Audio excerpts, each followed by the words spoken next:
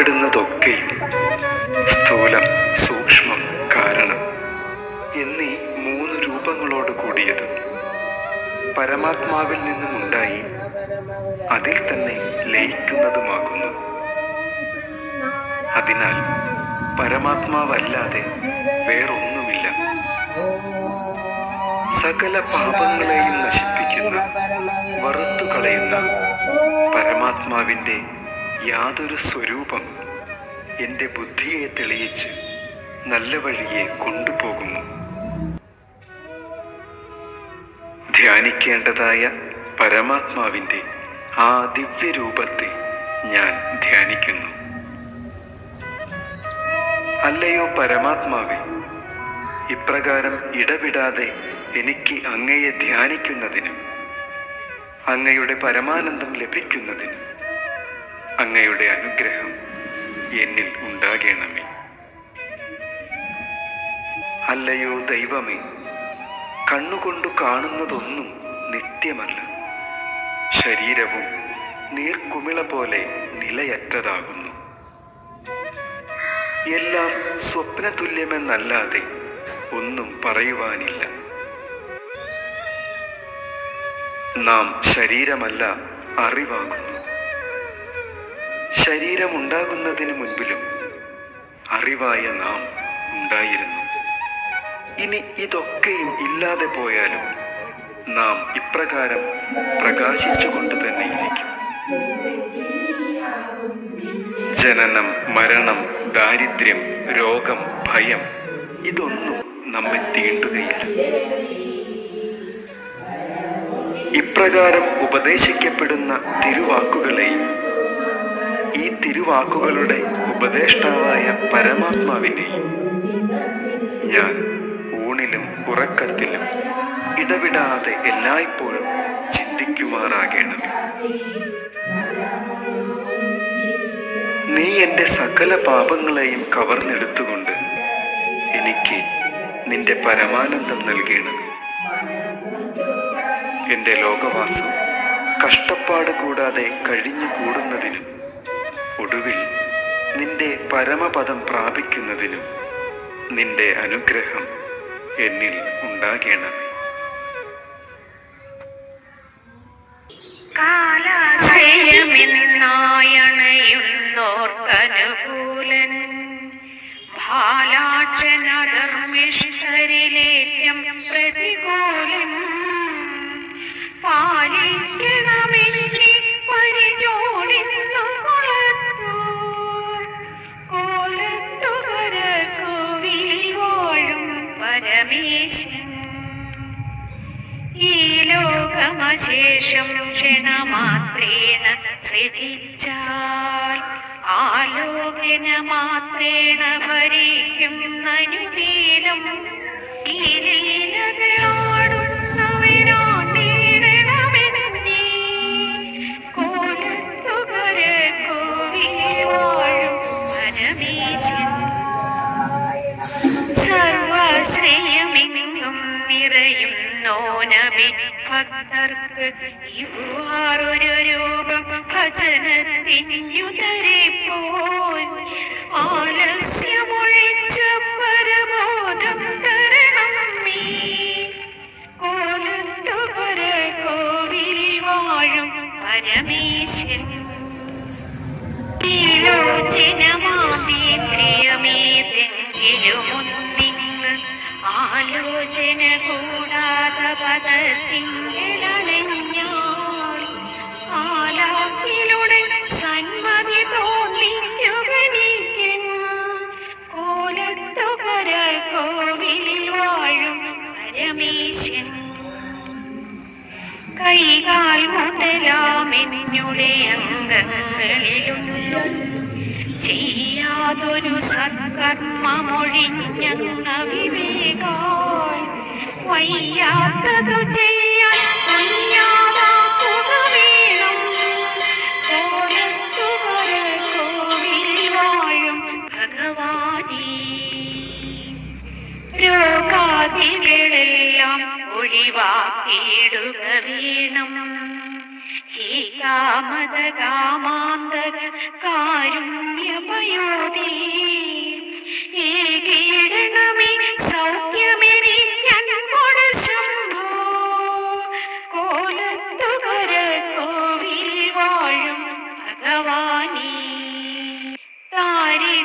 മഹാദുഃഖമണഞ്ഞിടരുതിന്നിൽ.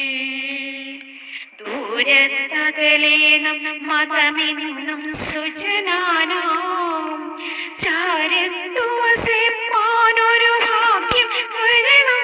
ശ്രീകോലത്തുകര കോവിലിൽ വാഴും ഭഗവാനേ, ചാപല്യവശാൽ ചെയ്തൊരു പാപങ്ങൾ പൊറുത്തൻ താപങ്ങളൊഴിച്ചാളണമെന്നല്ലിനി നിത്യം.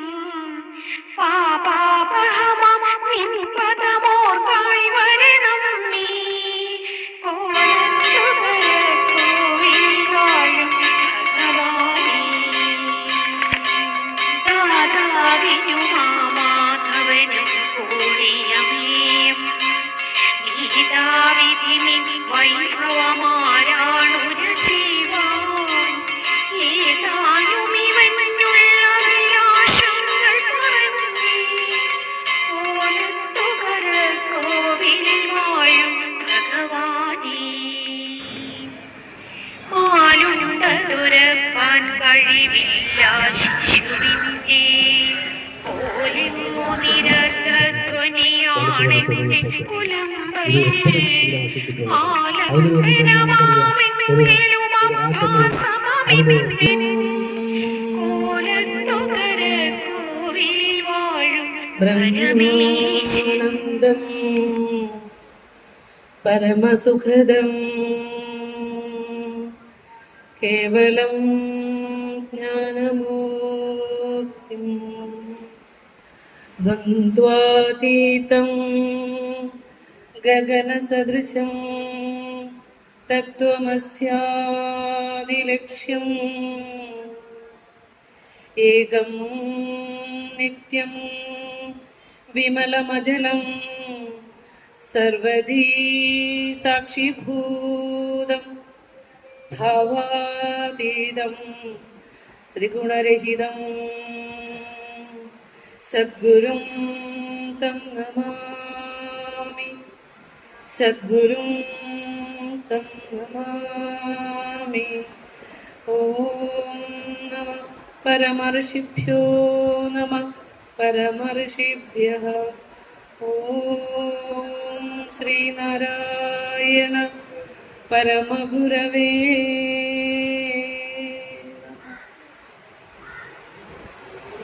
അണകവിയും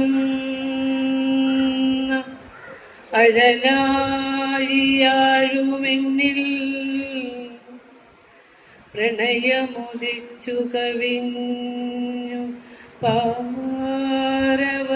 പാരവശ്യാൽ അണികരമേകിയണഞ്ഞിടുന്ന നാരായണ ഗുരുനായകൻ എൻ്റെ ദൈവമല്ലോ.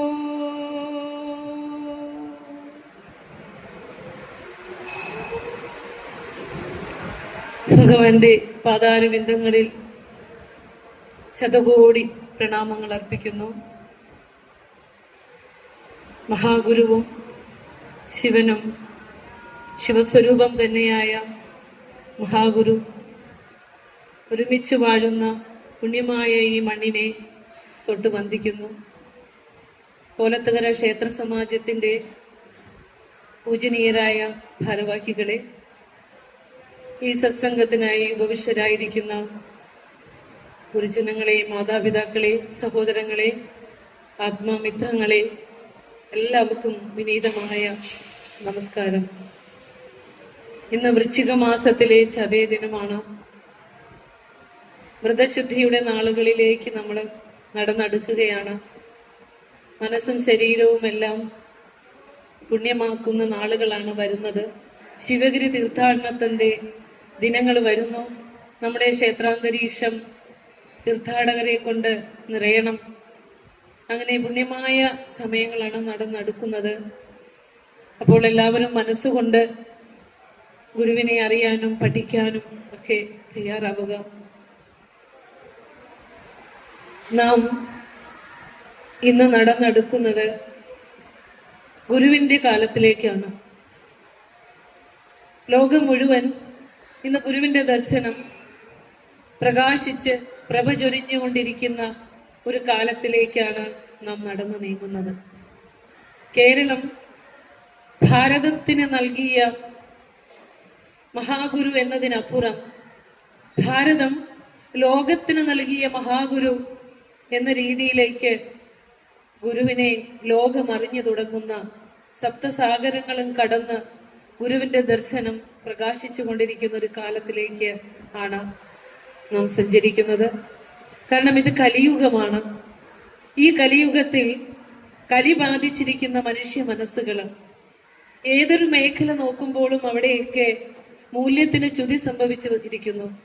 മനുഷ്യ മനസ്സുകൾ ഇരുട്ടിലേക്ക് പോയിക്കൊണ്ടിരിക്കുന്ന ഈ കാലഘട്ടത്തിൽ കലിയുഗവരതനായ മഹാഗുരു അരുളിയ ധർമ്മം അത്രയും ഈ കലിയുഗവാസികൾക്ക് ശാന്തവും സ്വച്ഛവും തെളിവാർന്നതുമായ ഒരു ജീവിതം നയിക്കുന്നതിന് ഉതകുന്നതാണ്.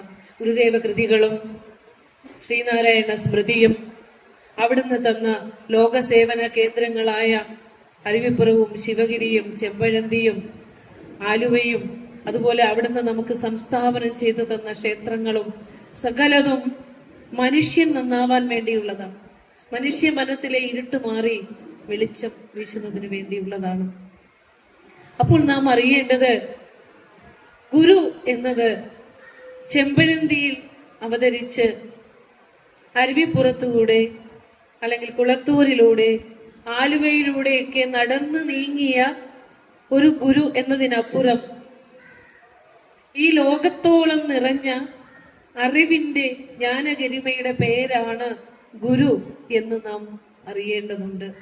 നമ്മുടെ മുന്നിലൂടെ നടന്ന് ഒരു ശരീരധാരിയായി നടന്നു നീങ്ങിയ കേവലം ഒരു ഗുരുവിനെ അല്ല നമുക്കറിയാനും പഠിക്കാനും ജീവിതത്തോട് ചേർത്ത് വെക്കാനും കിട്ടിയിരിക്കുന്നത് എന്ന് നമ്മൾ അറിഞ്ഞു തുടങ്ങുന്നു അന്ന് നമ്മുടെ ജീവിതത്തിന്റെ ദുഃഖങ്ങളെല്ലാം മാറിക്കിട്ടും. അതാണ് പറഞ്ഞത്, നമ്മുടെ ജീവിതത്തെ ആകെ പ്രകാശമാനമാക്കാനുള്ള അറിവിന്റെ ഗരിമയാണ് ഗുരു എന്ന് പറയുന്നത്. അതുകൊണ്ടാണ് ഗുരു നമ്മളിൽ നിന്ന് എടുത്തു മാറ്റിയ പല അന്ധവിശ്വാസങ്ങളും അനാചാരങ്ങളും പലതും മദ്യം ഉൾപ്പെടെയുള്ള പലതും നാം അങ്ങ് കളയാതെ മനസ്സിന്റെ ഏതോ ഒരു വാസനാ മണ്ഡലത്തിൽ വെച്ചുകൊണ്ട് ഇന്ന് അത് ഓരോന്നും പുറത്തേക്ക് എടുത്തുകൊണ്ട് ഒരുപക്ഷെ ഗുരുവിന്റെ കാലത്തേക്കാൾ ഭയാനകവും ഇരുട്ടാർന്നതുമായ ഒരു ലോകത്തിലേക്കാണ് നാം നടന്നെടുക്കുന്നത്. ഒരു സംശയവുമില്ല അവിടെ.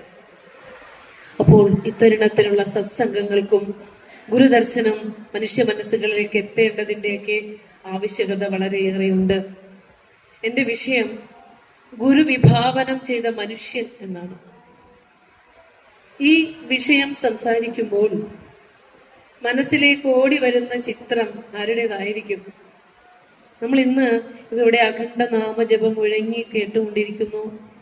നമ്മളെല്ലാവരും ഭക്ത മനസ്സുകളായി ഗുരുവിന്റെ തിരുസന്നിധിയിൽ ഇങ്ങനെ ഇരിക്കുന്നുണ്ട്, അല്ലെ? അപ്പൊ നമ്മള് ഇവിടെ കയറി വരുമ്പോൾ തന്നെ എഴുതി വെച്ചിരിക്കുന്ന ഒരു സമസ്യയുണ്ട്, അല്ലെ?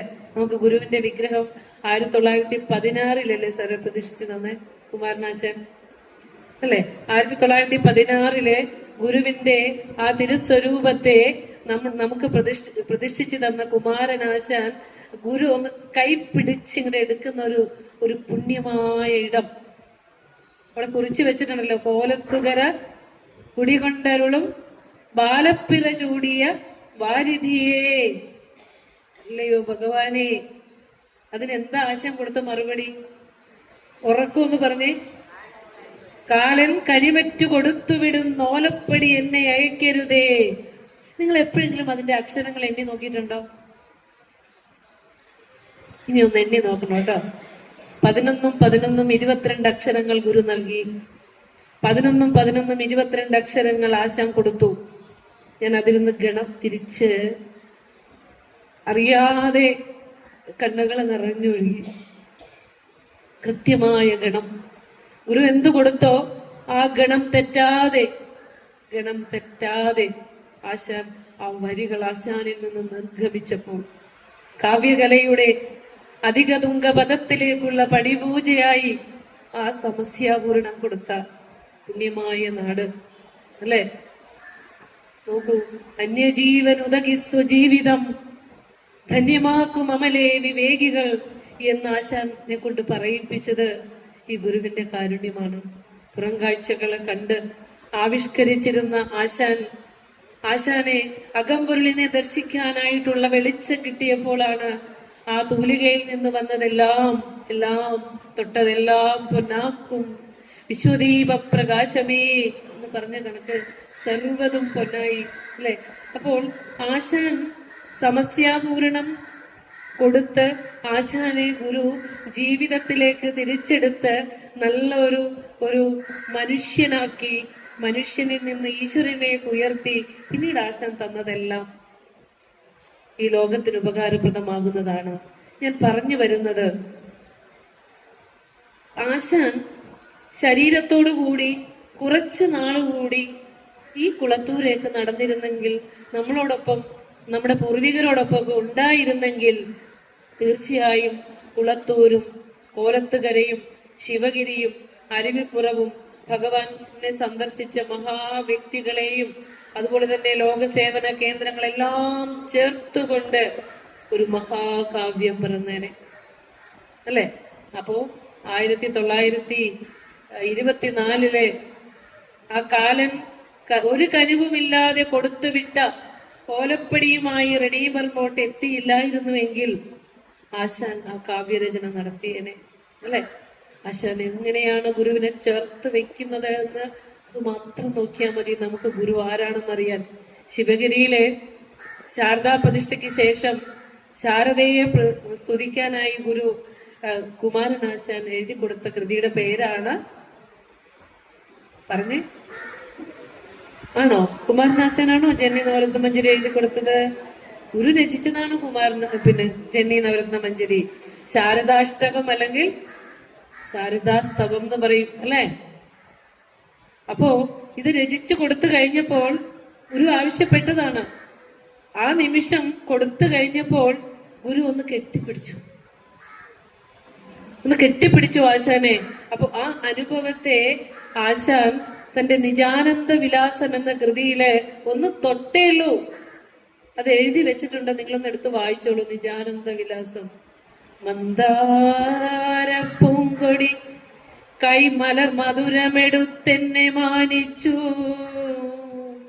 മായയ്ക്കന്താപായം ഭവിക്കുംപടി ഉടൽ പുണരും കൗശലത്തിൽ കലർത്തി, മന്ദാഭാവാനുകമ്പം മമ മുകളിൽ മുകർന്നൂറും അദ്വൈത സമ്പത്ത് സന്താനം ചെയ്ത സാരാമൃതലഹരി മൊഴിക്കേതു ഞാൻ ആദരിപ്പൂ. മന്ദാരപ്പൂങ്കൊടി, സ്വർഗത്തിലെ 5 കൽപ്പവൃക്ഷങ്ങളിൽ ഒന്നാണ് മന്ദാരം. ചോദിക്കുന്നത് എന്തും കൊടുക്കുന്ന വൃക്ഷമാണ് മന്ദാരം. അപ്പോ സർവാനുഗ്രഹദായകമായ മഹാഗുരുവിന്റെ കൈകൾ കൊണ്ട് എന്നെ മാനിച്ചു, എന്നെ ഒന്ന് ആശ്ലേഷിച്ചു. മന്ദാഭവാനുകമ്പം, അനുകമ്പയോടുകൂടി മമ മുകളിൽ മുകർന്നു, എന്റെ നെറ്റിയിലൊന്ന് ചുംബിച്ചു. എന്തോ ഒരു ഭാഗ്യം അല്ലെ.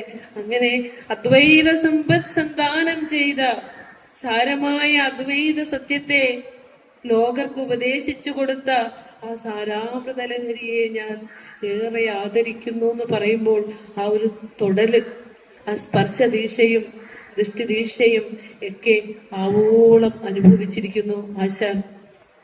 അതുപോലെ തന്നെ നല്ലൊരു മനുഷ്യൻ കൃപാലുവാകണം, കരുണയുള്ളവനാകണം, കൃപണത വിട്ട് പ്രവർത്തിക്കുന്നവനായിരിക്കണം. ഗുരുവിന്റെ ദർശനം അതാണ്.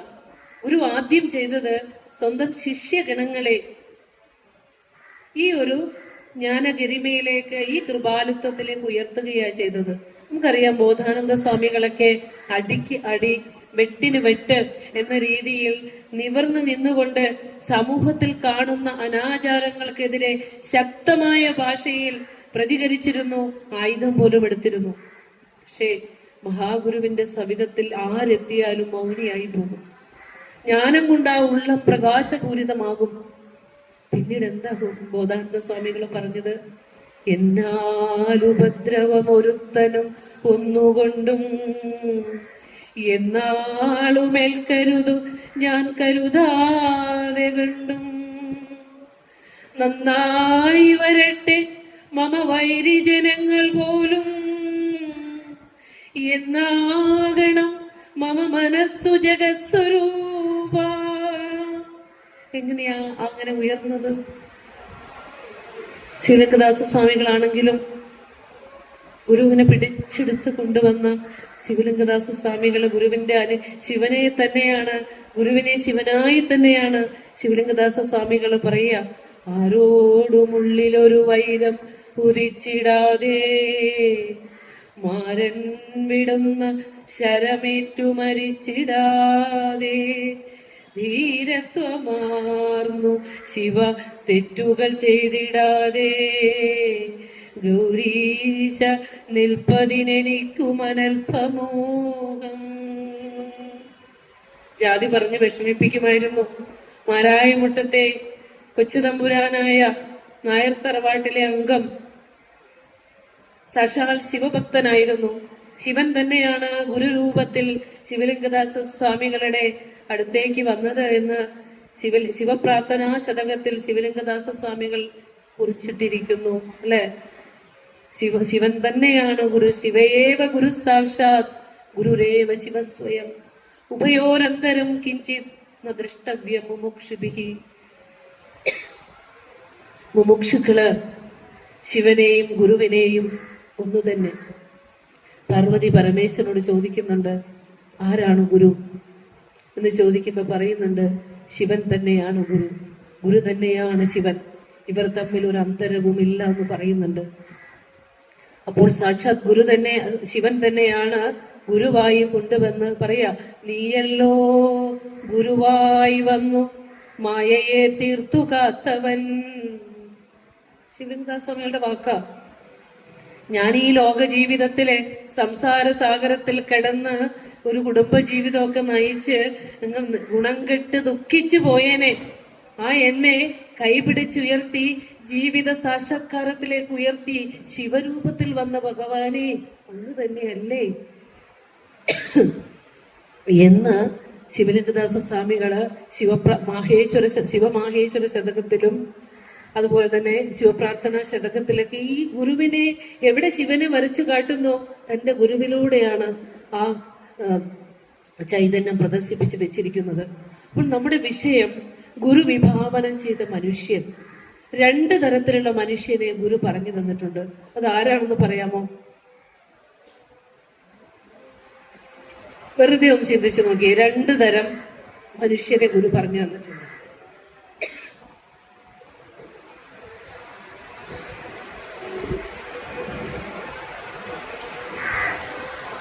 ഒരു ക്ലൂ തരാം. ആത്മോപദേശ ശതകം വെറുതെ ഒന്ന് ആലോചിച്ചെടുത്തേ. 2 തരം മനുഷ്യന് കിട്ടുന്നില്ല. Very good. കൃപണനും കൃപാലു. ആ ശ്ലോകം എങ്ങനെ വരും? 29-ാമത്തെ ആണെന്ന് തോന്നുന്നു. 29ആണോ 39ആണോ? അപരനു വേണ്ടി അഹർനിശം പ്രയത്നം കൃപണത വിട്ടു കൃപാലു ചെയ്തിടുന്നു. കൃപണനധോമുഖനായി കിടന്നു ചെയ്യുന്ന അപജയ കർമ്മം അവനു വേണ്ടി മാത്രം. അർത്ഥം മനസ്സിലാക്കണം കേട്ടോ. ഇപ്പോൾ നമ്മുടെ ജീവിതത്തിലുണ്ടല്ലോ, നമ്മളിപ്പോ ഇങ്ങനെ ഇരിക്കുന്ന സമയമുണ്ടല്ലോ, അത് മാത്രമാണ് ഈ മനുഷ്യ ജീവിതം കിട്ടിയതിന് നമ്മൾ നമുക്ക് വേണ്ടി ചെയ്യണത്. ബാക്കി ഒരു 80 വയസ്സ് വരെ ജീവിച്ചാൽ 79 വർഷവും നമ്മൾ ഈ പൊരുളിനും ഉടമ്പിനും മക്കളിനും വേണ്ടി ചെലവാക്കുന്ന നാം നമ്മുടെ ജീവിതത്തിന്റെ ലക്ഷ്യത്തിലേക്ക് എത്തിച്ചേർക്കാനായി വളരെ വളരെ കുറച്ച് സമയമേ ചെലവഴിക്കുന്നുള്ളൂ. അപ്പൊ ഇങ്ങനെയുള്ള സമയങ്ങൾ നമ്മൾ നമ്മുടെ ജീവിത ലക്ഷ്യത്തിനെ സാക്ഷാത്കരിക്കുന്നതിന് ആവശ്യമായ ധാർമ്മികമായ ആധ്യാത്മികമായ സംസ്കാരം ഉൾക്കൊള്ളുന്ന പുണ്യമായ ദിനമാണ്. അതൊരു തിരുജയന്തി ദിനം, ഒരു ഗുരുവിന്റെ ജയന്തി ദിനമൊക്കെ ആകുമ്പോൾ ഒത്തിരി ഒത്തിരി ശ്രേഷ്ഠമാണത്. അപ്പൊ 2 മനുഷ്യരിൽ, ഒന്ന് കൃപണനും ഒന്ന് കൃപാലുവും. എന്താ ഇവർ തമ്മിലുള്ള വ്യത്യാസം? കൃപണൻ സ്വാർത്ഥനാണ്, കൃപാലു ആശാൻ പറഞ്ഞ പോലെ അന്യജീവൻ ഉദകി സ്വജീവിതം ധന്യമാക്കും അമലേ വിവേകികൾ എന്ന് പറഞ്ഞ പോലെ. ഇപ്പോ നമ്മുടെ കോലത്തുകരയിലെ ക്ഷേത്ര സമാജം ഭാരവാഹികളുണ്ട്. അതിന്റെ പ്രവർത്തകരുണ്ട്. അവരിത് രാവിലെ മുതൽ എന്നും പ്രഭാതത്തിൽ ഉണരുന്നു, ക്ഷേത്രകാര്യങ്ങൾ ചെയ്യുന്നു, ഉത്സവങ്ങൾ നടത്തുന്നു, അതിനോടനുബന്ധിച്ചുള്ള സകല കാര്യങ്ങളും ചെയ്യുന്നുണ്ട്. ആർക്ക് വേണ്ടിയാ? അവർക്ക് വേണ്ടിയാണോ? അവരുടെ ഭൗതിക ജീവിതത്തിന് വേണ്ടിയാണോ? ആണോ? സ്വന്തം ജീവിതത്തിന്റെ സമയം അന്യജീവൻ ഉതകിക്കൊണ്ട് സേവന ചെയ്യുമ്പോൾ ഗുരു പറഞ്ഞില്ലേ, സമൂഹത്തിന് വേണ്ടി ജീവിക്കണമെങ്കിൽ നല്ല ത്യാഗം വേണം. നല്ല ത്യാഗമുള്ളവർക്ക് മാത്രമേ സമൂഹത്തിന് വേണ്ടി ജീവിക്കാൻ സാധ്യമാവുകയുള്ളൂ. അപ്പോൾ ഇവിടെ മറ്റൊരു ദാർശനികമായ തലത്തെ നമ്മൾ മനസ്സിലാക്കണം. മനുഷ്യന്റെ ദുഃഖത്തിന് കാരണം എന്താണെന്നറിയോ? കണ്ണുള്ളിൽ പോകാത്തതാണ്. ആത്മീയമായ അറിവില്ലാത്തതാണ് മനുഷ്യന്റെ ദുഃഖത്തിനുള്ള കാരണം. നമ്മൾ വെറുതെ നാമവും രൂപവും ഒക്കെ മാത്രമേ പഠിക്കുന്നുള്ളൂ. കുറെ നാമജപങ്ങൾ പഠിക്കും, കുറെ രൂപങ്ങൾ പോയി തൊഴും. പക്ഷെ നമ്മുടെ ഉള്ളിലിരിക്കുന്ന ആത്മാംശത്തെയാണ് ഈ നാമങ്ങളും രൂപങ്ങളും കാട്ടിത്തരുന്നത് എന്ന അറിവ് നമുക്കില്ല.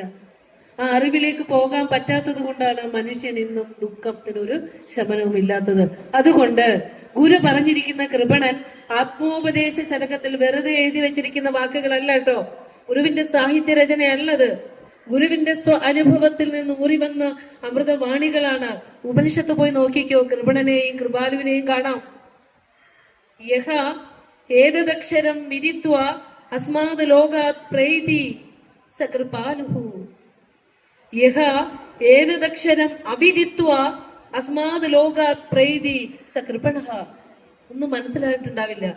ആരാണോ ഈ നാശമില്ലാത്ത സത്യത്തെ, എന്നിൽ കുടികൊള്ളുന്ന പരമമായ ചൈതന്യത്തെ, തന്നിൽ പ്രകാശിക്കുന്ന ആത്മീയതയെ അറിയാതെ ഈ ലോകത്ത് നിന്ന് ടാറ്റ പറഞ്ഞു പോവും.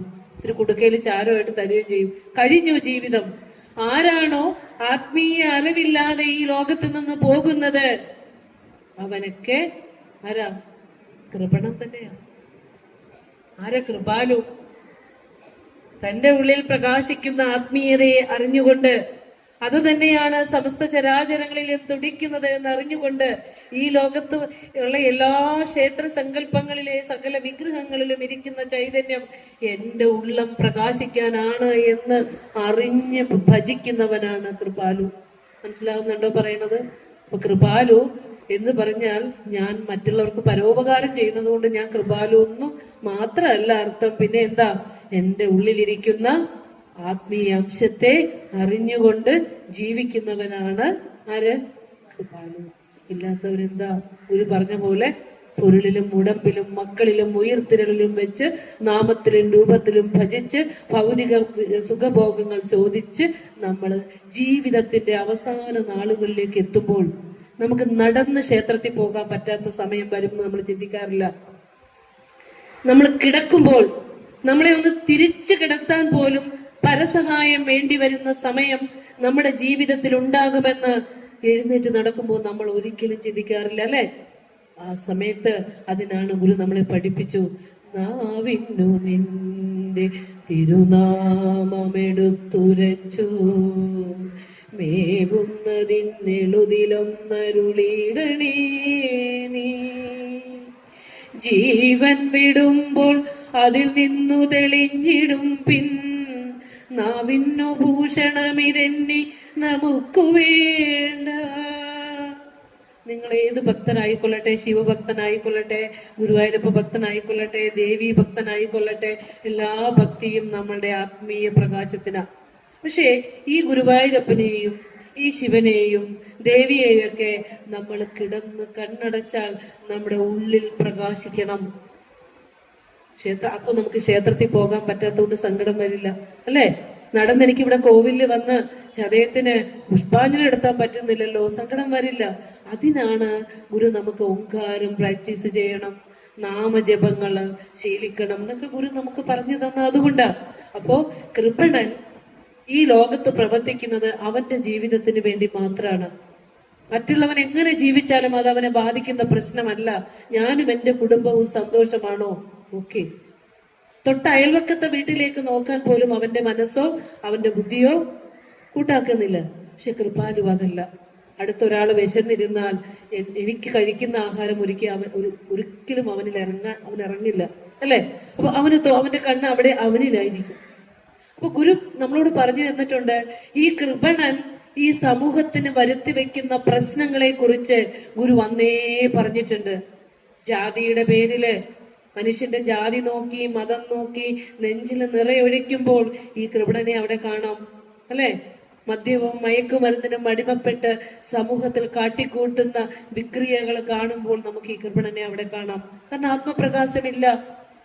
ഈ ലോകത്തിലെ ഏറ്റവും ശ്രേഷ്ഠമായ ബന്ധമാണ് മാതൃപുത്ര ബന്ധം. സ്വന്തം അമ്മയുടെ സ്തന്യം കുടിച്ചുകൊണ്ടിരിക്കുന്ന പിഞ്ചിളം കുഞ്ഞിന്റെ തല കഴുത്ത് നെരിച്ച് കൊല്ലുന്ന രീതിയിൽ ഒരു അമ്മയുടെ മനസ്സ് മാറിയിട്ടുണ്ടെങ്കിൽ ഈ കൃപാലുത്വത്തിലേക്ക് മനുഷ്യൻ ഉണരേണ്ടതുണ്ട്.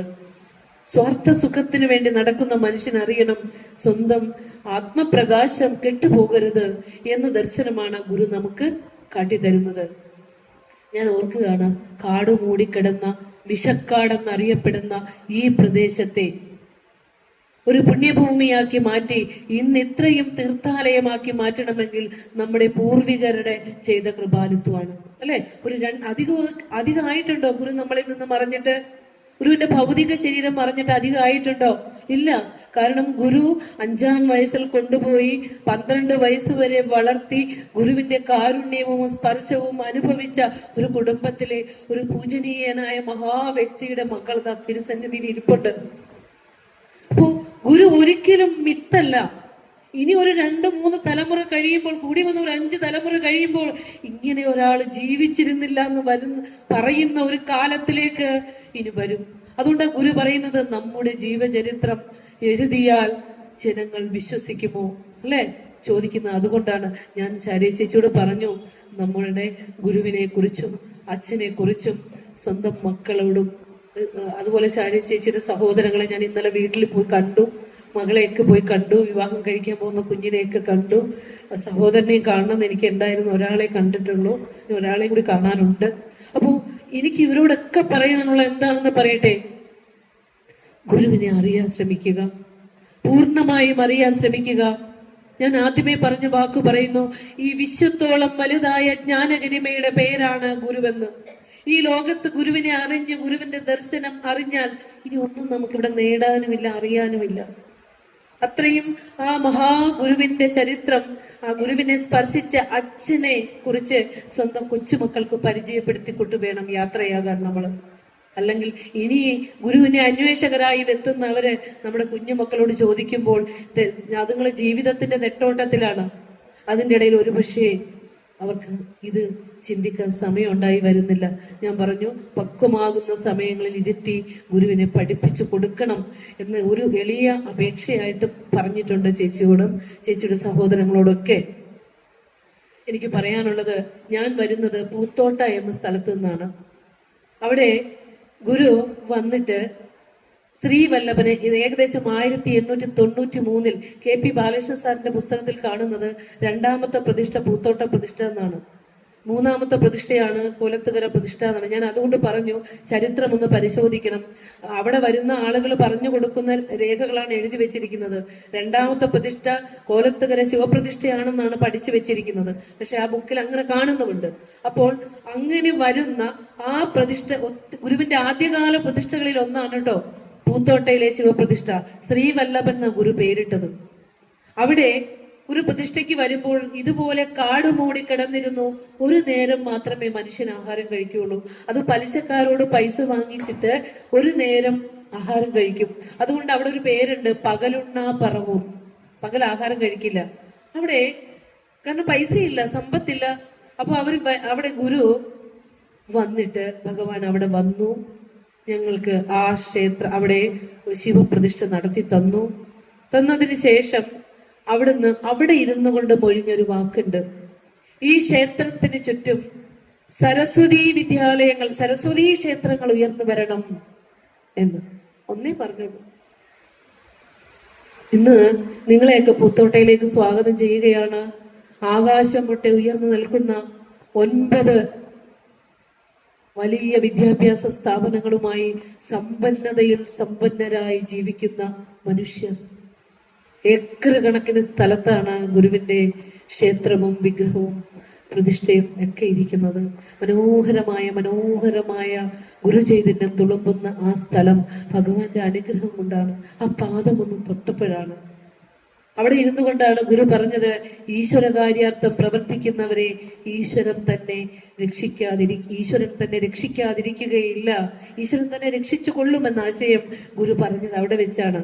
തലശ്ശേരി ജഗന്നാഥ ക്ഷേത്രത്തിന് ശിവപ്രതിഷ്ഠയ്ക്ക് വേണ്ടിയിട്ട് ശിലാസ്ഥാപനം നടത്തുന്നതിന് വേണ്ടി ഗുരുവിനെ ക്ഷണിക്കാൻ ശിവഗിരിയിലേക്ക് കമ്പയടിച്ചു. അന്ന് യാത്രാ സൗകര്യങ്ങളൊന്നുമില്ല. അപ്പൊ ഗുരു പറഞ്ഞു, അത്രയും ദിവസങ്ങളോളം തോണിയിൽ യാത്ര ചെയ്ത് ശിവഗിരിയിൽ എത്തണം. അപ്പൊ വരദൂർ കാണിയിൽ കുഞ്ഞിക്കണ്ണനോട് പറഞ്ഞു, നാം പൂത്തോട്ടയിൽ എത്തുന്നുണ്ട്, അവിടെ വന്നാൽ കാണാം എന്ന് പറയുന്നുണ്ട്. അപ്പോൾ വരദൂർ കാണിയിൽ കുഞ്ഞിക്കണ്ണൻ ഒരു തോണിയിൽ യാത്രയാകുന്നുണ്ട്. ഞാൻ ഈ കൃപാലുത്വം പറഞ്ഞപ്പോൾ ഈ കൃപാലുക്കളൊക്കെ മനസ്സിലൂടെ അറിയാതെ ഓടി വന്നതാണ്. അപ്പോൾ പൂത്തോട്ട കടവിലെത്തുന്നതിന് കുറച്ചു മുമ്പ് ഏകദേശം പുലർച്ചെ ആകാറായി. കാറും കോളും വന്ന് കാറ്റ് വന്ന് നല്ല പെരുമഴ, തോണി മുങ്ങുമെന്ന അവസ്ഥയിൽ എത്തിയപ്പോൾ വരദൂർ കാണിയിൽ കുഞ്ഞിക്കണ്ണൻ പ്രാർത്ഥിക്കുന്ന ഒരു പ്രാർത്ഥനയുണ്ട്. തലശ്ശേരി ജഗന്നാഥ ക്ഷേത്രത്തിന്റെ ശിലാസ്ഥാപനം നടത്തുന്നത് വരെയെങ്കിലും ഗുരു എന്റെ ജീവൻ നിലനിർത്തി തരണേ. ആ പ്രാർത്ഥന എന്തായിരുന്നു? എന്റെ ഭാര്യക്കും മക്കൾക്കും ഒക്കെ പോകുന്നാണോ പറഞ്ഞേ? എന്താ പറഞ്ഞേ?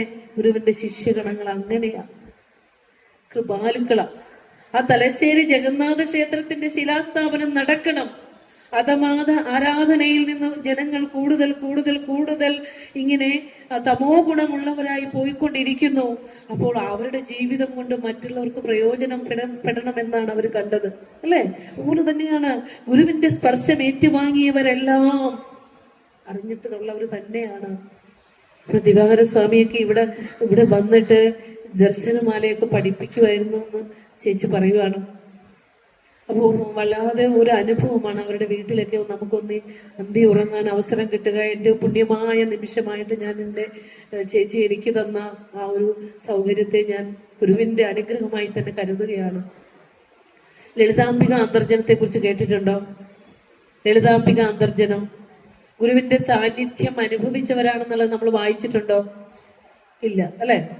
വളരെ കുഞ്ഞു കുട്ടിയായിരുന്ന സമയത്ത് ശിവഗിരിയിൽ അച്ഛനോടൊപ്പം വരുന്നുണ്ട്. അന്ന് തൊട്ടു തീണ്ടായ്മയുള്ള കാലഘട്ടമാണ്, രാജകുടുംബത്തിലെയാണ്. അച്ഛനോടൊപ്പം ശിവഗിരി കാട് മൂടി കിടക്കുന്ന ആ ഒരു സന്ദർഭത്തിലാണ് ഒരു ബെഞ്ചില് ഗുരുവും ലളിതാംബിക അന്തർജനത്തിന്റെ അച്ഛനും ഇരുന്ന് സംസാരിക്കുക. മൗനമായിട്ടാണ്, ഗൗരവത്തിലാണ്. ഗുരു ഒരു നേരിയതിട്ടിട്ടുണ്ട്, ഗൗരവത്തിലാണ് രണ്ടുപേരും സംസാരം. വേദാന്തപരമായ കാര്യങ്ങളായിരിക്കും ചർച്ച. ലളിതാംബിക അന്തർജനത്തിന്റെ ജീവചരിത്രത്തിൽ നിന്നുള്ള വാക്കാണ് ഞാൻ പറയുന്നത് കേട്ടോ. എന്നിട്ട് അപ്പോൾ അന്തർജനം കുഞ്ഞു കുട്ടിയല്ലേ, ഇവിടെ കുഞ്ഞുമോളുടെ ഒക്കെ അത്രയേ ഉള്ളൂ. അപ്പൊ ഓടി നടന്ന് ഇങ്ങനെ പൂക്കളൊക്കെ പറിച്ചും കിളികളെ പൂമ്പാറ്റയെ പിടിച്ചും ഒക്കെ ഇങ്ങനെ നടക്കുക. അപ്പോഴാണ് ഒരു കുഞ്ഞു തത്ത, പച്ചക്കിളി. അപ്പൊ അതിനെ ഇങ്ങനെ പിടിക്കാനോടും, അടുത്ത് ചെല്ലും അത് പിന്നെയും പോവും, അടുത്ത് ചെല്ലും അത് പിന്നെയും പോവും. അപ്പൊ അങ്ങനെ ആയി പോകേണ്ട സമയമായി. അച്ഛൻ വിളിച്ചു. അപ്പൊ ഗുരു ഇങ്ങനെ തിരിഞ്ഞിരുന്നാ സംസാരിക്കണത്. ഈ കുട്ടി ഇങ്ങനെ ചെയ്യുന്നതൊന്നും ഗുരു കണ്ടിട്ടില്ല. അപ്പൊ തിരിച്ചു പോകാൻ നേരത്ത് ഗുരു ചോദിക്കുകയാണ്, പച്ചക്കിളിയെ കിട്ടിയോ? അപ്പോ ഇല്ല ഗുരു, ഇല്ല, പറന്നുപോയി. അപ്പൊ നാണം കൊണ്ട് ഇങ്ങനെ അച്ഛന്റെ പുറയിലേക്ക് ഇങ്ങനെ ചരിഞ്ഞു എന്നിട്ട് പറഞ്ഞു, പറന്നുപോയി. അപ്പൊ ഗുരു പറയാ, കൂടെ പറക്കാമായിരുന്നില്ലേ? അപ്പൊ കുട്ടി പറയാ, അതിനെനിക്ക് ചിറകില്ലല്ലോ, ചിറകുണ്ടാകണം, അതാണ് മിടുക്ക്. ഗുരുവിന്റെ അനുഗ്രഹം. എന്നിട്ട് പറയാണ്, ശാരദാമ്മയെ തൊഴാൻ പറഞ്ഞു, കൽക്കണ്ടവും മുന്തിരിയും കൊടുത്തു. എന്നിട്ട് കാലഘട്ടത്തെയാകെ മാറ്റിമറിച്ച ആ കൈകൾ കൊണ്ട് എന്നെ തലോടി. എന്തൊരു ഭാഗ്യം! ആലോചിച്ച് നോക്കൂ. ആ കൈയെടുത്ത് ഒന്ന് നെറുകയിൽ വെച്ചപ്പോൾ ആ അനുഭവത്തെ എടുത്ത് കുറിച്ചിടുമ്പോൾ നമ്മുടെയൊക്കെ കണ്ണു നിറയാതെ നമുക്കതൊന്നും വായിക്കാൻ പറ്റില്ല. പിന്നീട് അവർ പറയുകയാണ്, ഗുരുവിന്റെ അനുഗ്രഹത്തെ ഏറ്റുവാങ്ങിക്കൊണ്ട് എത്രയോ കഥാപാത്രങ്ങളുടെ ചിറകുകളിലേറി എത്രയോ ഉയരം പറന്നിരിക്കുന്നു, അല്ലെ? അപ്പോ ഇതൊക്കെ ഗുരുവിനെ കണ്ടവരും അനുഭവിച്ചവരുടേതായ അനുഭവക്കുറിപ്പുകളാണ്. ഇനി ഗുരു വിഭാവനം ചെയ്യുന്ന കൃപണനാവരുത്, കൃപാലുവാകണം മനുഷ്യൻ എന്നുള്ളതാണ് ഗുരുവിന്റെ ദർശനത്തിന്റെ ഏറ്റവും പ്രധാനപ്പെട്ട കാതൽ. നമുക്കിവിടെ ക്ഷേത്രം തരുന്നതും സകലതും ഗുരു തന്നിരിക്കുന്നത് നേരത്തെ പറഞ്ഞ പോലെ നല്ല മനുഷ്യനെ വാർത്തെടുക്കാനാണ്.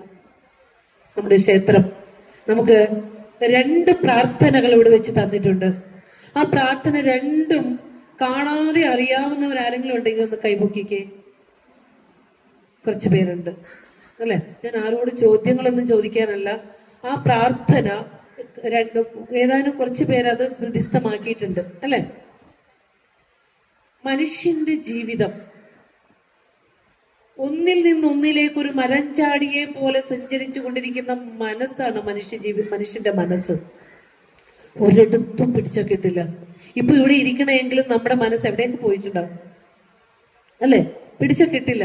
അങ്ങനെ മനസ്സിനെ നിയന്ത്രിക്കണം. മനസ്സിനെ നിയന്ത്രിച്ച ഒരു മനുഷ്യന്റെ ജീവിതത്തിൽ എത്തേണ്ടത് എന്താണ്, എവിടെയാണ് എന്ന് ഗുരു പറഞ്ഞു നിൽക്കുന്ന കൃതിയാണ് കോലതിരേശസ്തവവും. ഈ പ്രപഞ്ചം എന്താണ് ഈശ്വരൻ, ആരാണ് ഈശ്വരൻ, ഒരു മനുഷ്യന്റെ ജീവിതത്തിന്റെ ലക്ഷ്യം എന്ത് എന്ന് പ്രാർത്ഥന എന്ന് പേരിട്ട് പറഞ്ഞു തന്ന ഏക കൃതി ശ്രദ്ധിച്ചിട്ടുണ്ടോ? ഗദ്യ പ്രാർത്ഥന. കുളത്തൂരുകാർ ആ സെന്റൻസ് ഒന്ന് പറഞ്ഞേ. ഗുരു ഒന്ന് അനുഗ്രഹമാക്കലേ, ഇവിടെ ഒക്കെ ഒട്ടിച്ചു വെക്കണം. എന്റെ മുമ്പിൽ ഇരിക്കുന്ന എല്ലാ പാവങ്ങളാ. കാരണം മഹാഗുരു അങ്ങനെ എന്നെ പഠിപ്പിച്ചിരിക്കുന്നത്. കുളത്തൂരുകാർ പാവങ്ങളാണ്. എന്താ ഉച്ചേച്ചി? പാവങ്ങളാണ് ഭക്തരും. കോലതിരേശസ്തവത്തിൽ എന്ത് തന്നു? ഭക്തർക്കു ഭജിപ്പാൻ പേരിട്ട് തന്നിട്ടുണ്ടോ? എന്നിട്ട് ഈ ഭക്തരെന്താ പഠിക്കാത്തെ? അടുത്ത ചതയ പ്രഭാഷണത്തിന് ഇവിടെ ഇവിടെ പ്രഭാഷണത്തിന് വരുന്നു, അവിടെ ഉറക്കെ അതിനു മുമ്പ് കോലതിരേശസ്തവം കാണാതെ ചൊല്ലി ഗുരുവിന്റെ മുൻപിൽ സമർപ്പിക്കണം. ഗദ്യ പ്രാർത്ഥന പഠിക്കണം. ഈ 2 പ്രാർത്ഥന നിങ്ങൾ പഠിച്ചാൽ മതി ഈ ജന്മത്തിൽ. ഒന്നും നമ്മള് നേടേണ്ട ആവശ്യമില്ല. ഒന്ന് സഗുണാരാധന, ഒന്ന് നിർഗുണാരാധന. സഗുണാരാധന എന്ന് പറയുമ്പോൾ അവിടെ എന്തുണ്ടാവും? ഒരു രൂപം ഉണ്ടാവും അല്ലെ? നിർഗുണാരാധനയ്ക്ക് രൂപമില്ല. പക്ഷെ രൂപം എവിടെ ഇരിക്കണോ? നമ്മുടെ ഉള്ളിലിരിക്കുന്നു അല്ലെ? നമ്മുടെ ഉള്ളിലാണ് രൂപം ഇരിക്കുന്നത്. ആ രൂപത്തെ തെളിയിക്കാനായിട്ട് ഗദ്യപ്രാർത്ഥന തന്നു. ഇനി അതിന് കെൽപ്പില്ലാത്തവർക്ക്, ശക്തി ഇല്ലാത്തവർക്ക് ശിവനെ തന്നു. ഗുരു എന്താ പേരിട്ടെ? പരമേശൻ. എന്താ പരമേശൻ? ആരാ? പരമമായ ഈശ്വരൻ. ഇതിനപ്പുറം മറ്റൊന്നുമില്ല. ഈ ലോകമശേഷം ക്ഷണമാത്രേണ സൃജിച്ച് ആലോകന മാത്രേണ ഭരിക്കുന്നനു വേലം. ഈ ലീലകളാടുന്നവൻ ആണ്ടിടണമെന്നേ. കോലത്തുകര കോവിലിൽ വാഴും പരമേശൻ. നമ്മൾ എന്താ കരുതിയത്? ഗുരു ഒരു കവി ആയതുകൊണ്ട് സാഹിത്യരചന നടത്തിയതെന്നാണോ? അല്ല കേട്ടോ. ഈ ലോകത്തെ ക്ഷണനേരം കൊണ്ട് സൃഷ്ടിച്ച് ഒരു നോട്ടം കൊണ്ട് പരിപാലിക്കുന്ന ഈ പ്രപഞ്ചത്തിന്റെ അധീശനായ പരമേശ്വരനെ, പരബ്രഹ്മത്തെ ശിവന്റെ രൂപത്തിലൂടെ തന്നില്ലേ? ഒരുപക്ഷെ ഞാൻ കൂടുതൽ വികാരാധീനമായി എനിക്ക് സംസാരിക്കാൻ പറ്റില്ല. അതുകൊണ്ട് ഞാൻ ഭഗവാനോട് തന്നെ ഒന്ന് പിടിപ്പ് തരണേ എന്ന് പറയുക. കാരണം ഒരു ക്ഷണം കൊണ്ടാണ് ഈ ഈശൻ ഈ ലോകത്തെ സൃഷ്ടിച്ചിരിക്കുന്നത്. നമ്മളൊക്കെ ആ സൃഷ്ടിയിൽ ഉണ്ടായി നിലനിന്ന് മറയുന്ന വെറും കൃമികീടങ്ങൾ മാത്രമാണ്. ഭഗവാന്റെ ഒരു അംശം മാത്രമാണ് ഈ പ്രപഞ്ചമായി വന്നിരിക്കുന്നത്. അതിലൊരു അണു മാത്രമാണ് നമ്മള് വലിയ സംഭവമാണെന്നൊക്കെ ധരിച്ചൊന്നും വെക്കണ്ട. അപ്പൊ ഇവിടെ പറയാണ്, അങ്ങനെ പരമമായ ഈശ്വരനെ തന്നെയാണ് ഗുരു ഇവിടെ പരമ്പൊരുളനെ തന്നെയാണ് ദൈവമായി തന്നിരിക്കുന്നത്. അതുകൊണ്ട് പറയാണ്, ആലസ്യം ഒഴിക്കണം കേട്ടോ, ആലസ്യം ഒഴിക്കണം, പരബോധം തരണം. എന്താ എന്റെ അർത്ഥം? എന്താ പരബോധം? എവിടുന്നാ കിട്ടണേ? ഉള്ളിലിരിക്കണത്. അടുത്ത സെക്ഷൻ അതാ പറയാൻ പോണേ. പരബോധം ഉള്ളിലേ ഇരിക്കുന്ന, അതിനെ നമ്മൾ ദൈവം എന്നുള്ളത് കയ്യിലിരിക്കുന്ന കൽപ്പക വൃക്ഷ കനിയാണെന്ന് ഗുരു നമുക്ക് എവിടെ പറഞ്ഞു തന്നു? എവിടെ പറഞ്ഞു തന്ന? ദൈവചിന്തനത്തിലെ കയ്യിലിരിക്കുന്ന കൽപ്പക വൃക്ഷക്കനിയെ ഭക്ഷിക്കാതെ കളഞ്ഞ് കാഞ്ഞിരക്കനിയെ തേടി ഭക്ഷിച്ച് വിഷം കൊണ്ടു മരിക്കുന്നു. എന്താ എന്റെ അർത്ഥം? ഉള്ളില് പ്രകാശം തെളിഞ്ഞിരുന്നിട്ട്, ആത്മദേവൻ പ്രകാശം തെളിഞ്ഞിരുന്നിട്ട് അതിനെ അറിയാതെ പ്രകാശം തേടി നമ്മളിങ്ങനെ നടക്കുക. വീഞ്ഞപ്പെട്ടിയിലെ രത്നം നിറച്ചു വെച്ച വീഞ്ഞപ്പെട്ടി, അതിന്റെ പുറത്തിരുന്നിട്ടെ കാലണ തരുവോ തരുവോ തരുവോ എന്ന് യാചിച്ചുകൊണ്ടിരിക്കുക. ചോദിക്കാതെ എന്തും തരുന്ന ചൈതന്യം അകത്തിരിപ്പുണ്ട് അല്ലേ? എന്റെ ദേവീന്ന് വിളിക്കുമ്പോ ആരാ കേക്കണേ? ആ ശിലയാണോ കേക്കണേ? ആരാ കേക്കണേ? അകത്തോട്ടാ കേക്കണേ. നമുക്ക് ആ വിളിക്കാൻ വേണ്ടി എവിടെ വരെ പോകേണ്ടി വരുന്നു? ഗുരുവായൂർ പോകേണ്ടി വരുന്നു, ശബരിമല പോകേണ്ടി വരുന്നു, എല്ലായിടത്തും പോകേണ്ടി വരുന്നു. എവിടെ ചെന്നാലും വിളിക്കണേ എങ്ങനെ? എന്റെ ഭഗവാനേ. വിളിക്കുമ്പോ ആരാ കേക്കണേ? ആരാ കേക്കണേ? ഉള്ളിലിരിക്കുന്ന ആത്മദേവനാ കേക്കണേ. എന്തിനും പരിഹാരം തരുന്നത് എവിടുന്നാ? എവിടുന്നാ പരിഹാരം തരണേ? ഇവിടുന്നാ. ഗുരുവായൂരപ്പൻ രൂപമുണ്ടോ? രൂപമുണ്ടോ? നിങ്ങൾ തന്നെ പറയും, രൂപമുണ്ടോ? ഇല്ല. ആരാ ഗുരുവായൂരപ്പന്റെ രൂപം വരച്ചത്? ഒരു നല്ല ആർട്ടിസ്റ്റാ. എത്ര മനോഹരമാക്കാമോ അത്രയും രൂപം വരച്ചു. ഗുരുവിന്റെ രൂപം എന്താ? നേരെ ഇരുത്തിക്കൊണ്ട് ഗുരുവിന്റെ 60ാമത്തെ വയസ്സിലാണ് വരച്ചത്. യുഗങ്ങൾക്കപ്പുറമുള്ള ആരാധനയാണ് ശിവ, വിഷ്ണു, അങ്ങനെയുള്ള സങ്കല്പങ്ങളൊക്കെ അല്ലേ? അവിടെ ആ രൂപം ഒരു ഒരു ഒരു ആർട്ടിസ്റ്റിന്റെ സൃഷ്ടിയാണ്. അത് ഒരിക്കലും നോക്കി വരച്ചതായിരിക്കുമോ കൃഷ്ണനെ? ആർട്ടിസ്റ്റ് ഗുരുവായൂരപ്പനെ വരച്ചത് നോക്കിയായിരിക്കോ? ഗുരുവിനെ നോക്കിയാണ് വരച്ചത്.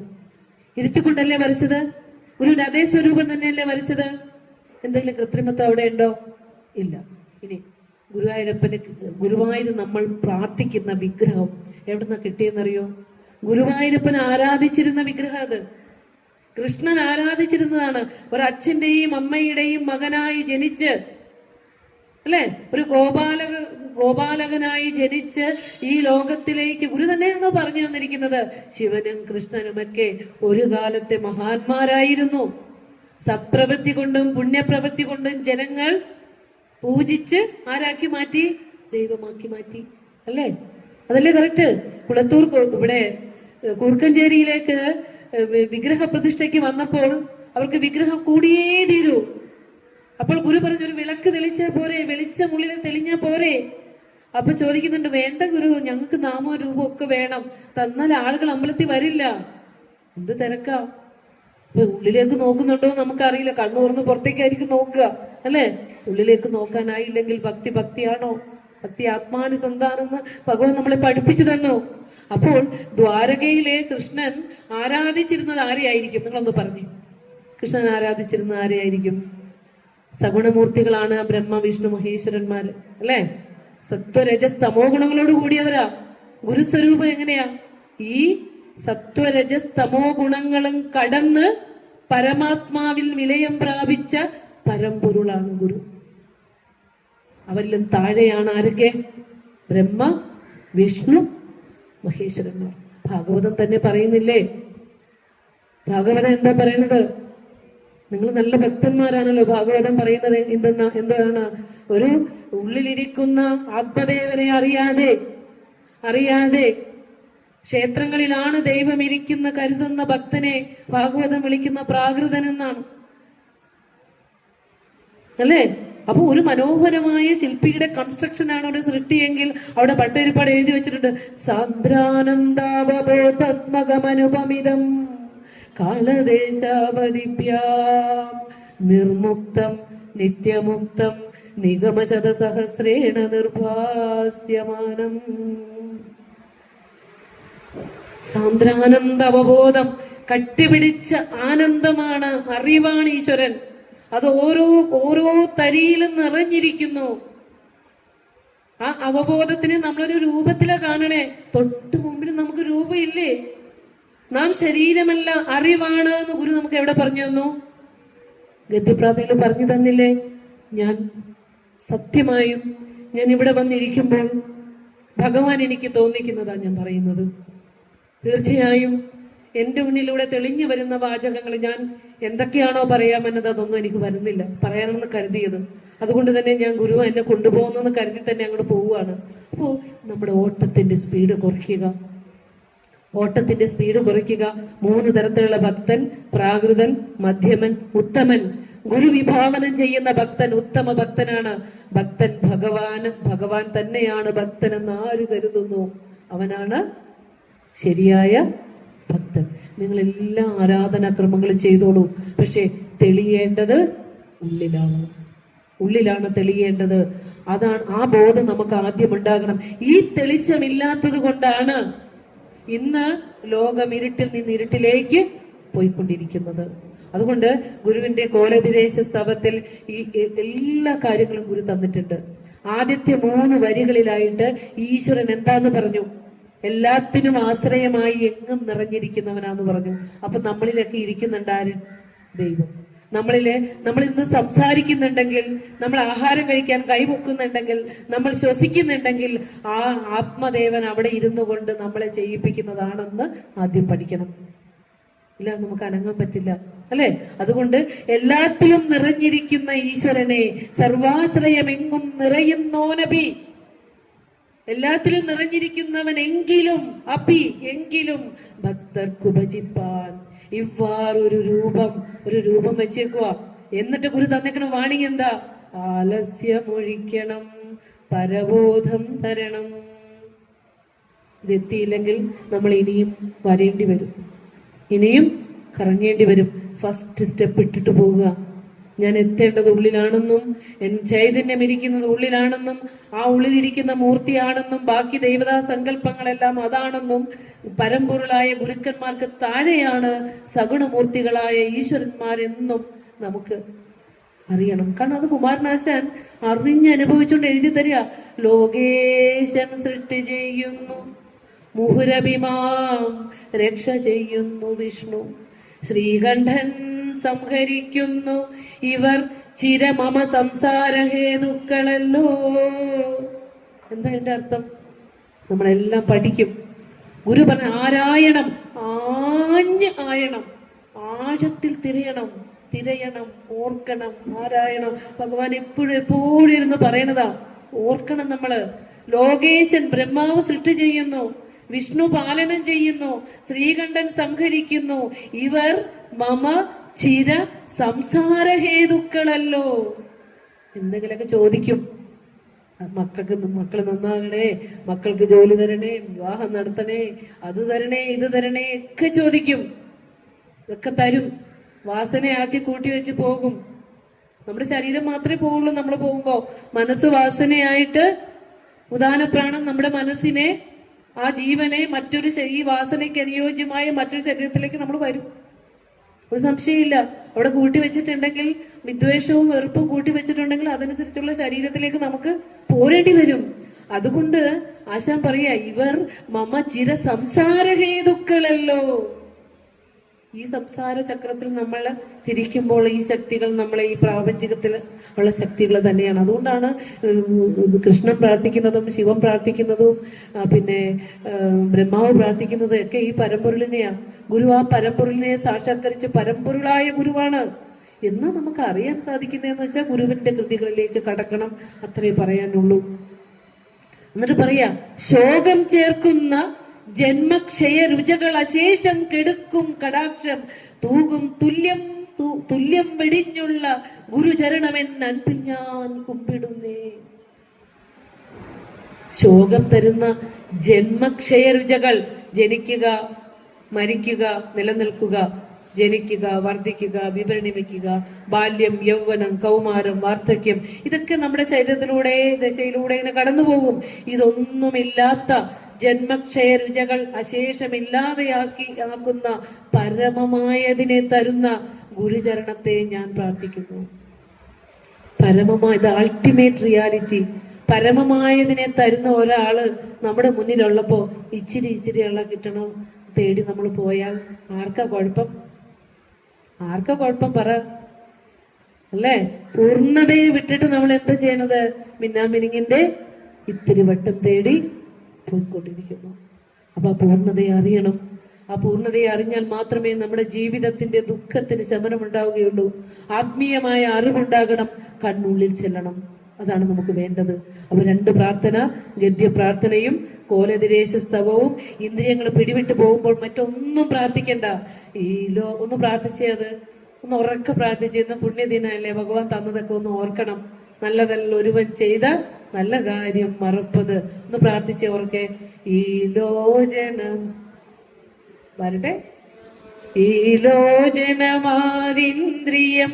ഏതെങ്കിലും ഒന്നിങ്ങ് ആലോചന കൂടാതെ അബദ്ധത്തിങ്കലണഞ്ഞാൽ അലാക്കിലുടൻ സന്മതി തോന്നിക്കുകനിക്കൻ കൊലത്തുകര കോവിലിൽ വാഴും പരമേശൻ. അടുത്ത് വന്നേ. കൈകാൽ മുതലാമെന്നുടെ അംഗങ്ങളിലൊന്നും ചെയ്യാതൊരു സത്കർമ്മ ഒഴിഞ്ഞങ്ങ വിവേകാൽ വയ്യാത്തതു ചെയ്യാൻ തുനിയാതാക്കുക വേണം കോലത്തുകര കോവിലിൽ വാഴും ഭഗവാനേ. ആലോചിച്ച് നോക്കൂ, വിട്ടു പോകുമ്പോ ഉണ്ടല്ലോ ഭഗവാനെ അങ്ങ് പിടിച്ചേക്കുക. അത്രയേ ഉള്ളൂ നമുക്ക്. അതുപോലെ തന്നെ നമ്മൾ അറിയേണ്ട ഒരു കാര്യം, നമ്മുടെ ജീവിതം പ്രകാശമയമാകുമ്പോൾ മാത്രമേ നമുക്ക് ആ പ്രകാശത്തെ പുറത്തേക്ക് പകർന്നു കൊടുക്കാൻ പറ്റുള്ളൂ. നമ്മുടെ ഉള്ളിൽ ഇരുട്ടാണെങ്കിൽ നമുക്ക് ഇരുട്ട് മാത്രമേ കൊടുക്കാൻ പറ്റുള്ളൂ. ഗുരു ഈശ്വരന് നിർവചനം കൊടുത്തിട്ടുണ്ട്. ഇവിടെ വേദാന്ത സൂത്രം ക്ലാസ്സിലുള്ളവർക്ക് ഏതാനും പേരുണ്ടെന്ന് തോന്നുന്നു. ഈശ്വരൻ എന്താ ഗുരു നിർവചനം കൊടുത്തേ? ശാന്തമ്മേ, ഈശ്വരൻ എന്താണെന്ന് കിം തസ്യ ലക്ഷണം എന്താ കൊടുത്തേ? ഈശ്വരൻ എന്താ ലക്ഷണം വേദാന്ത സൂത്രത്തിൽ കൊടുത്തേ ഗുരു? തജ്ജ്യോതിഹി. തജ്ജ്യോതിഹി. വ്യാസന് ശേഷം യുഗങ്ങൾക്കപ്പുറം വ്യാസഭഗവാൻ വേദത്തെ ആകെ ചേർത്തുകൊണ്ട് ബ്രഹ്മസൂത്രം രചിച്ചു. 555 സൂത്രത്തിൽ. അതിൽ വേണ്ടാത്തതെല്ലാം കളഞ്ഞ് പൂർവപക്ഷവും പരപക്ഷവും ഒക്കെ മാറ്റി അതിലുള്ള അശുദ്ധികളെല്ലാം ശുദ്ധീകരിച്ചുകൊണ്ട് 24 സൂത്രങ്ങളാക്കി ഭാരതത്തിലെ അധ്യാത്മ ഗ്രന്ഥങ്ങളുടെ സത്തയെടുത്ത് ഗുരു നമുക്ക് തന്നിട്ടുണ്ട് കേട്ടോ. വേദാന്ത സൂത്രം 24 സൂത്രമുള്ളൂ. അതിനകത്ത് അടങ്ങാത്തതൊന്നുമില്ല. സകലതും അടങ്ങും. നിങ്ങൾ പ്രാർത്ഥിക്കുന്ന നാരായണീയവും ഭാഗവതവും ഭഗവത്ഗീതയും രാമായണവും സർവ്വതും അടങ്ങും. 24 സൂത്രങ്ങളിലായിട്ട് നമ്മളിപ്പോൾ പഠിച്ചു തുടങ്ങിയിട്ടുണ്ട്, എടുത്തു വന്നിട്ടുണ്ട്. ഇവിടുന്ന് കുറച്ചു പേരൊക്കെ അംഗങ്ങളാണ്, പഠിക്കുന്നുണ്ട്. ഗുരുദേവ കൃതികൾ പഠിക്കുന്നതോടെ പഠിച്ചു തുടങ്ങുമ്പോഴാണ് നമ്മൾ അറിയാതെ നമ്മുടെ കണ്ണുകളൊക്കെ നിറഞ്ഞു പോകുന്നത്. ഗുരുവിനെ അറിയുമ്പോൾ എത്രയോ വൈകിപ്പോയി ഭഗവാനെ, അവിടുത്തെ അറിയാൻ വൈകിപ്പോയല്ലോ എന്ന് ഓർക്കുമ്പോഴത്തേക്ക്. അപ്പോൾ ഞാൻ പറഞ്ഞു വന്നത് ഇനിയുള്ള കാര്യം ഒന്ന് ശ്രദ്ധിച്ചു കേൾക്കണം. കുറച്ച് ദാർശനികമാണ്. കാരണം നമ്മൾ കഥകൾ കേൾപ്പിച്ച് കരയിപ്പിച്ച് പറയിപ്പിച്ച് ഒന്നും പോയാൽ നമ്മുടെ ദുഃഖം മാറില്ല. കണ്ണുള്ളിൽ ചെല്ലണം. അതിന് ഗുരു നമുക്ക് പറഞ്ഞു തന്നൊരു കാര്യമുണ്ട്. നമ്മളിപ്പോൾ എല്ലാവരും നല്ലൊരു ഉറക്കം കഴിഞ്ഞ് അങ്ങ് വന്നേക്കണം. ആ ഉറക്കത്തിൽ നമ്മൾ എന്തെങ്കിലും അറിഞ്ഞോ? ഇപ്പൊ ശൈലജ എന്നോട് പറഞ്ഞു, ഞാൻ കിടന്നിട്ട് രാവിലെ പ്രഭാതത്തിലാണ് ഉണർന്നത്, ഒന്നും അറിഞ്ഞില്ല. ആ സമയത്ത് നമുക്ക് ശരീരം ഉണ്ടോ? വെറുതെ ഒന്ന് ചിന്തിച്ചേ. എന്റെ ചോദ്യത്തിന് ഉത്തരം മനസ്സിൽ പറഞ്ഞേ. ശരീരം ഉണ്ടോ? ശരീരം ഉണ്ടെന്ന് നമ്മൾ അറിയുന്നുണ്ടോ? ഇന്ദ്രിയങ്ങൾ ഉണ്ടെന്ന് അറിയുന്നുണ്ടോ? കണ്ണോ കയ്യോ കാലോ മൂക്കോ ഉണ്ടെന്ന് അറിയുന്നുണ്ടോ? ഞാൻ ഒരാളുടെ ഭാര്യയാണെന്ന് അറിയുന്നുണ്ടോ? ഞാൻ ഒരാളുടെ അമ്മയാണെന്ന് അറിയുന്നുണ്ടോ? ഒന്നുമില്ല. അവിടെ മനസ്സില്ല. നമ്മുടെ സ്വരൂപ, നമ്മളെ സഹജത്തിലേക്ക് ആ ഗുരു പറഞ്ഞ പോലെ നാം ശരീരമല്ല അറിവാകുന്നു എന്ന ഭാവത്തിലേക്ക് ഇരുന്ന് ഉറങ്ങിയിട്ട് ആ സുഖത്തോടു കൂടി എഴുന്നേറ്റ് വന്നിട്ട് ആ സുഖം ഈ പ്രപഞ്ചത്തിൽ തേടിക്കൊണ്ടിരിക്കും. ഒന്നിലും കിട്ടില്ല. മക്കളിൽ കിട്ടില്ല, ആഹാരത്തിൽ കിട്ടില്ല, ഭൗതിക സുഖഭോഗങ്ങളിലൊന്നും കിട്ടില്ല. അതിരിക്കുന്നത് ഇവിടെയാ. അതുകൊണ്ട് ഗുരു പറയാ, ഉലകരുറങ്ങി ഉണർന്നു ചിന്ത ചെയ്യും പലതും ഇതൊക്കെയും ഉറ്റുപാർത്തു നിൽക്കും.